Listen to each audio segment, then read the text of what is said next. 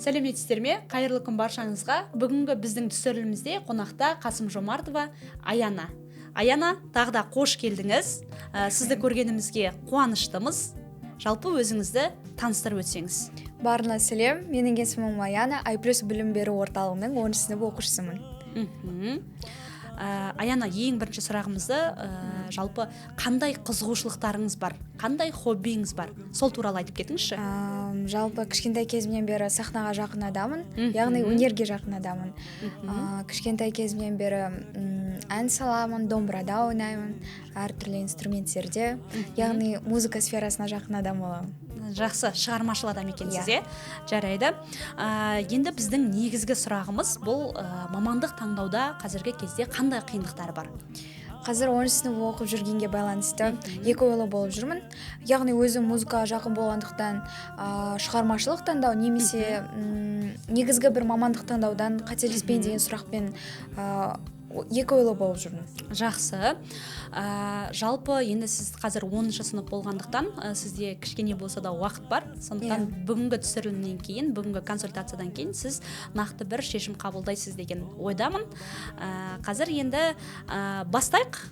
Бізде жалпы консультацияға дейін тест өткен болатынбыз, профориентациялық тест өткен болатынбыз. Сол тест жайлы айтып өтейікші. Тест қалай болды? Қиындық туғызған жоқ па? Барлық сұрақтар түсінікті ме? Тест мүлдем қиыншылдық туындырған жоқ. Өзіме тән сұрақтар да келді, оларға шынайы жауап бердім. Жақсы. Енді қазір біз тест нәтижелерін қарап, соған байланысты мамандық таңдайтын боламыз. Мен арнайы сіздің сол тест нәтижелеріңіз бойынша файл дайындап алып келдім. Осы бойынша қазір сізбен разбор жасайтын боламыз. Аяна, жалпы сіздің жеке тұлға типіңіз бойынша сіз көшбасшы екенсіз. Яғни көшбасшылар дегеніміз бұлар туа біткен басқарма қызметкерлері. Олар ортақ ұлы мақсатқа жету үшін командасындағы адамдарды әрдайым дамытып отырғанды, оларға мотивация беріп отырғанды жақсы көреді. Және оның барлығы өзінің арға қарай жұмысының алға басуына тікелей әсерін тигізетін болады. Яғни өзі дамығанымен қоймай, басқа адамдардың да дамуына ықпал жасайтын болады. Жалпы бұл қасиет жайлы не айтасыз? Менде бұл қасиет бар деп ойлаймын. Оған мысал келтірсем, мектепте өзін-өзі басқару ұйымында бармын, яғни парламентте жұмыс жасаймын. Керемет. Парламентте мен мәдениет министрімін. Мәдениет министрі, яғни мектеп ішіндегі барлық іс-шараға, концерттерге, мысалы дебат клубтарына, оқушыларға деген жаңа ойлар, идеялар қосатын менмін. Яғни өзі айтып тұрғандай, жаңа сізде айттық қой, көшбасшылық қабілет сізде жақсы дамыған екен. Демек сіз сол оқушылардың дамуына ықпал жасайсыз және олардың дамуы үшін өзіңіз де көп ізденесіз, көп оқисыз. Дұрыс қой? Жақсы. Келесі, бұл типтегі тұлғалар, бұл типтегі адамдар экстраверт, яғни жаңа адамдармен танысып, араласқан ұнайды. Сізге мүмкіндіктер, теориялар, үнемі жаңа идеялар ұнайды, ізденісте болғанды жақсы көресіз. Сонымен қатар логикалық және объективті шешімдер қабылдайсыз және жоспарлаушы. Яғни ұйымшылсыз, белгілі бір кестемен жүргенді ұстанғанды ұнатасыз. Мен жалпы жаңа мүмкіндіктерге қол созамын. Қолым өте ашық. Соған байланысты жаңағы айтқандай адамдармен көп жұмыс жасаймын. Топта маған адамдармен жұмыс жасау үлкен шабыт сыйлайды. Соған байланысты топтарда, группаларда, яғни осы съемкаларға жақын адам болғандықтан маған бұл мүлдем қиыншылдық тудырмайды. Яғни үнемі жақсы бір ортада жүрген ұнайды. Керемет. Енді осы жеке тұлға типінің, осы тұлғалардың мықты тұстарына тоқталып өтейік, нәтиже шықты. Бұл дегеніміз күші және ішкі тірегі мықты адамдар. Істері дұрыс жүрмеген кезде бұл талант иелері ешқашан мойымайды, сынып қалмайды, олар қиындықтардан қорықпайды, керісінше оларды өсу мүмкіндігі ретінде қабылдайды. Және де мақсатқа жету жолында қандай бір қиындық кездессе де оны жеңумен қатар алдағы болатын қиындықтарды да оңай жеңе алады және кедергілерге ешқашан сынбайтын болады. Келесі бізде өзіне деген сенімі мықты, адамның негізі ішкі тірегі, ішкі өзіне деген сенімі мықты болатын болса, ол міндетті түрде үлкен жетістіктерге жетеді. Міндетті түрде ол үлкен асулардан өтеді десек те болады. Яғни олар әрқашан өздеріне сенімді, өздерінің күшті жақтарына, мықты көшбасшы екеніне сенеді, және өзіне сенгендіктен ол басқа адамдарға да сене біледі. Басқа адамдарға сене білгендіктен ол адамның командасы үнемі мықты, жоғары деңгейде жұмыс жасайтын болады. Келесі бізде ол тиімділік. Бұл адамдардың сөздік қорында жаңағыдай қасақана, немесе жалқаулық, қисынсыз бұл болмайды деген сөздер болмайды. Олар үшін ешқандай пайдасы жоқ, дамуға үлесін қоспайтын бір істер болатын болса, бұндай бос әрекеттерге бұл адамдар күш жұмсамауға тырысады. Яғни бұл үшін күш жұмсамау маңызды. Келесі бізде стратегиялық ойлау. Стратегиялық ойлау сізде де көрініп тұрған шығар. Бұл дегеніміз барлық алдағы істерді бұл адамдар елестете алады. Осылайша мақсатқа жеткізер ең қолайлы бағытты өзіне құрып алады, яғни жоспарлап алады.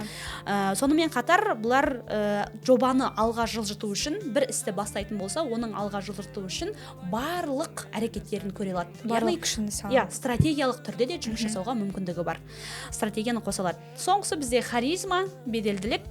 Яғни бұл типтегі адамдар шабыттандырып, жігерлендіріп, ортақ мақсатқа жетелей алады. Жаңағы айтқанымыздай, барлық адамдарға сенім артады, олардың биік белестерді бағындыратынына күмәні болмайды. Сол үшін де ол адамның жанына жаңағыдай өзі сияқты дамығысы келетін, үнемі ізденісте жүретін адамдар үйір болады.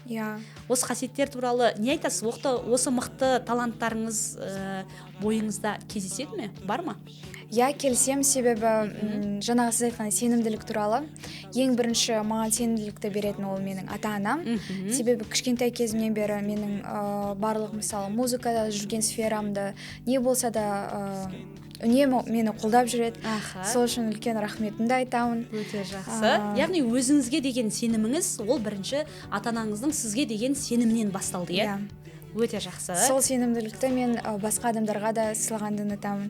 Яғни мотивация беріп, бірге жұмыс жасап, жалпы адамдарға көмек берген маған ұнайды, Міне, нағыз көшбасшы деп айтуымызға болады.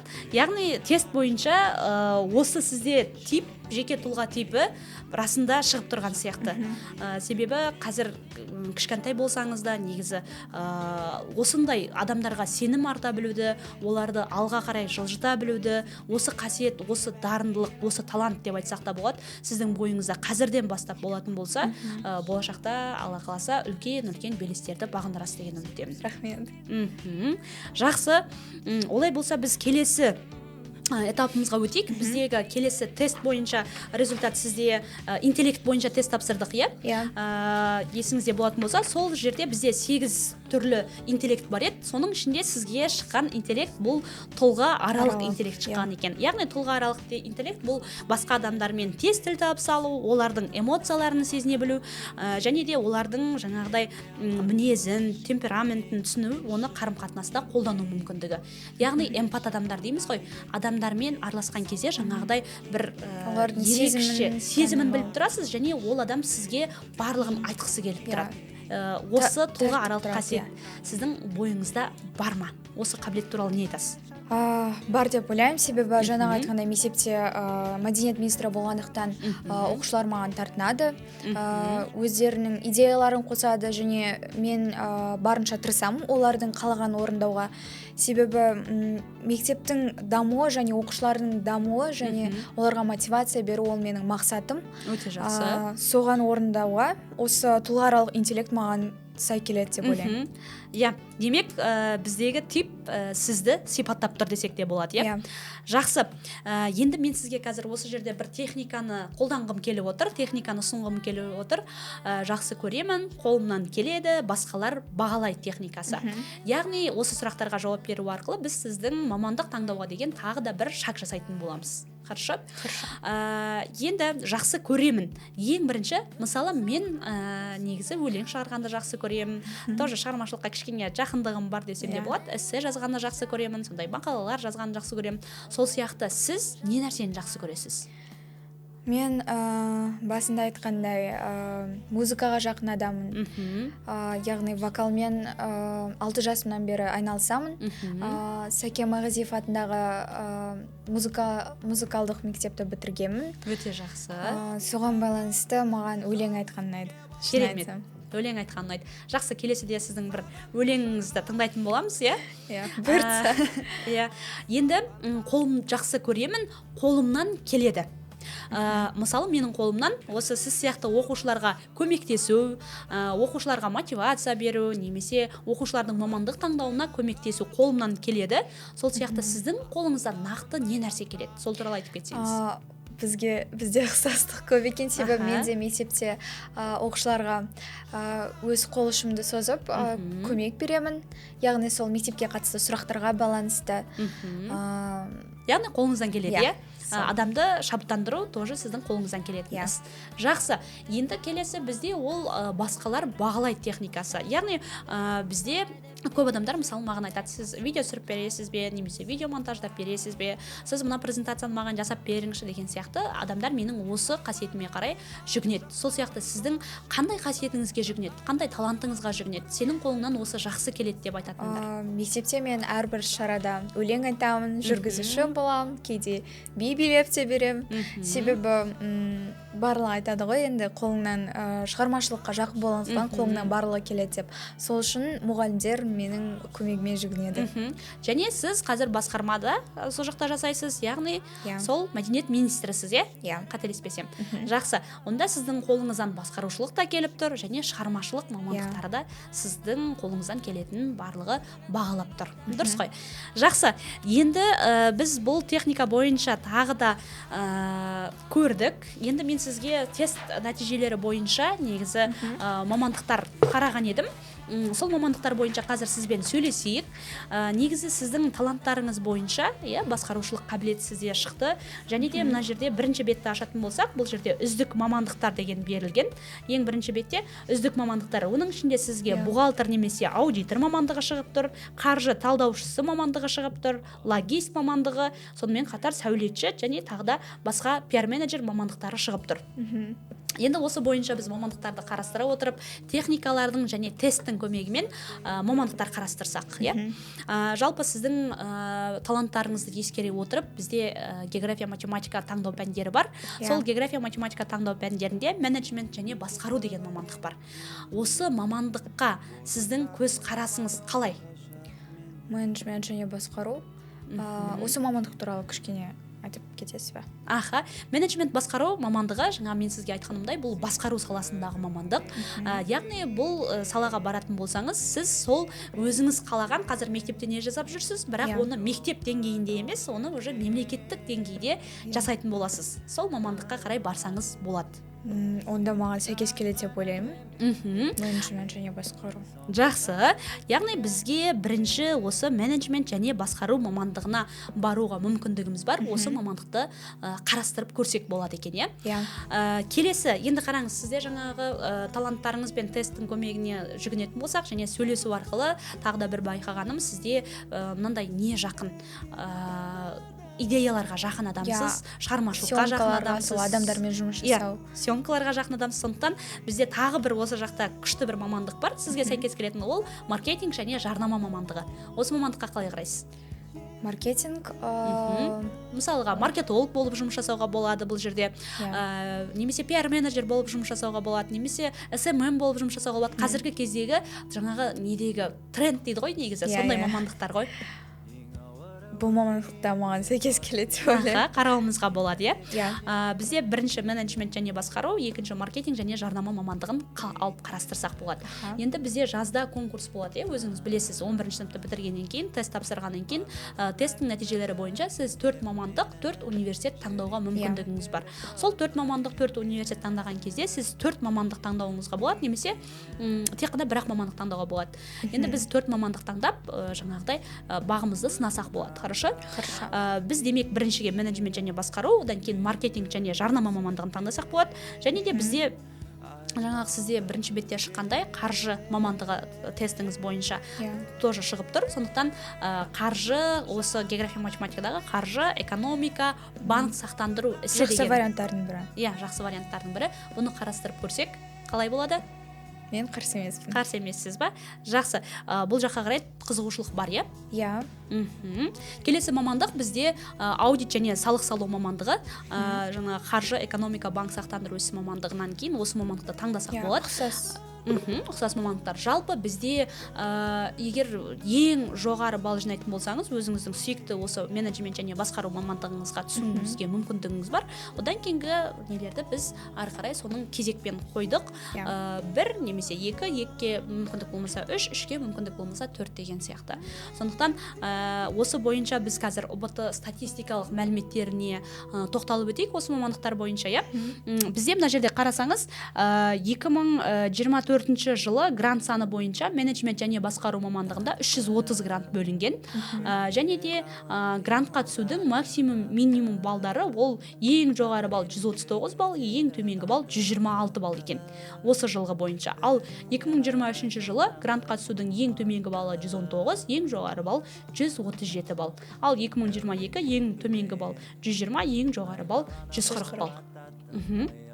Және бір орынға бәсекелестер саны 6,3 екен. Яғни бізде 330 грант берілетін болса, 2084 адам соған өтініш берген. Демек, бір орынға 6,3. Бұл дегеніміз бұл мамандыққа сұраныс жоғары. Сондықтан біз бұл мамандыққа түсу үшін жаңағыдай жоғары балл жинауымыз керек екен.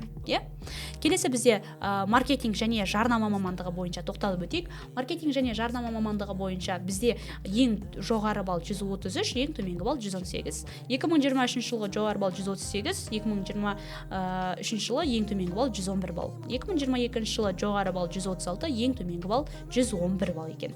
Және бізде 100 грант берілген, 100 грантқа 416 оқушы өтініш тастаған екен. Сонда бір орынға 4,2 оқушы бәсекелес болып тұр, таласып тұр.